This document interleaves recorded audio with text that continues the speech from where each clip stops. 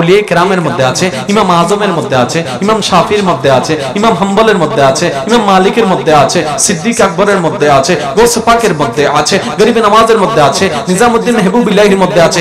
অর্থাৎ যারাই আল্লাহর প্রিয় বান্দা নামে আমরা যাদেরকে চিনি সবার ভিতরে এই কোয়ালিটি আছে। এবার টোটাল বিষয় এক জায়গায় করি। ও ভাইয়েরা, যদি আল্লাহর প্রিয় হতে চান এগুলাকে আপন করেন, ওগুলাকে বাদ করে দেন, আপনিও প্রিয় বান্দা হয়ে যাবেন। নাম মানুষ ন, ইবেন নাম মানুষ। যার ইন আছে এবারে মানুষ না হয়, যার ইবে ঠিক হইবি। এবার আমি বলবো, আপনারা খেয়াল করবেন, হজ, নামাজ, রোজা, হজ, যাকাত থেকে আমরা যে কোয়ালিটি গুলো পাইছি এগুলা আমাদের ভিতরে দান আছে তো সহ্য নাই, সহ্য আছে তো ধৈর্য নাই, ধৈর্য আছে তো অহংকার নাই, অহংকার আছে তো বিদ্বেষ নাই। এককান না এককান।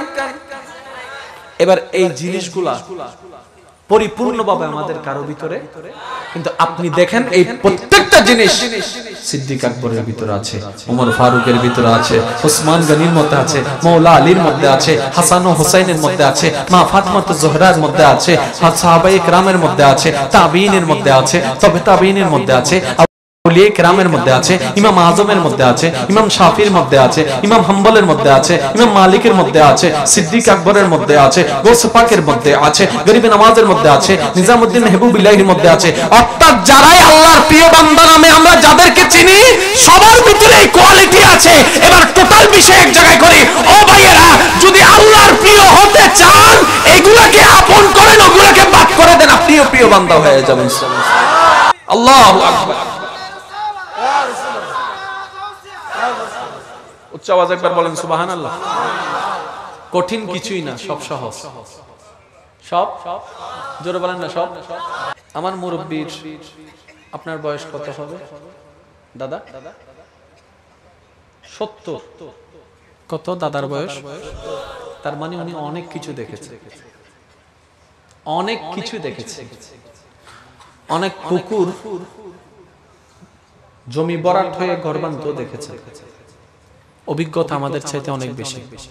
ওনাকে জিজ্ঞেস করেন, দাদা আপনি এই জীবনে তো অনেক অভিজ্ঞতা পেয়েছেন, অনেক কিছু দেখেছেন, সুখী মানুষ কয়টা দেখছেন? এত বছরে আপনি একটা সুখী মানুষও দেখলেন না? নিজেই তো সুখী না, মানুষের তো কিন্তু আপনি দেখেন সিদ্দিক আকবরের জীবনে নাই কোনো টাকা সম্পদ, নাই কোনো কিছু, বরং নিজের সব ব্যবসা নবীর মহাব্বতে ছেড়ে মদিনাতে চলে গিয়েছেন। কিন্তু সিদ্দিক আকবরের চেহারায় মলিনতা নাই, ফারুকে আজমের চেহারায় বিষণ্ণতা নাই, ইমাম হোসেন কারবালায় চলে যাচ্ছে পরিবার নিয়ে, কিন্তু চেহারায় কোনো ভয় নাই। কেন নাই? আল্লাহ পাক বলে, যেই শান্তি তোমরা বিশ্বব্যাপী খুঁজতে থাকো ও আমার বান্দা, সেই শান্তি কোথাও নাই, আমি রবের দরবারে আছে, আমি রবের দরবারে আছে, আমি রবের দরবারে আছে। যদি সত্যিকার শান্তি পেতে চাও আমার সাথে কানেকশন লাগাও। হুয়াল্লাযী আনজালাস সাকিনাতা ফি কুলুবিল মুমিনিন। আমি শান্তিদাতা, যার তার অন্তরে দিই না, মুমিনের অন্তরে শান্তি দান করে। সুবহানাল্লাহ। টোটাল বিষয় কি এক জায়গায় করলে মাইকের আওয়াজ যতটুকু যাচ্ছে, মাইকের আওয়াজ যতটুকু যাচ্ছে, সবাই কিন্তু নাম ভিন্ন থাকতে পারে, চাহিদা ভিন্ন থাকতে পারে, একটা চাহিদায় সবাই এক, সেটা হচ্ছে সবাই শান্তি চায়।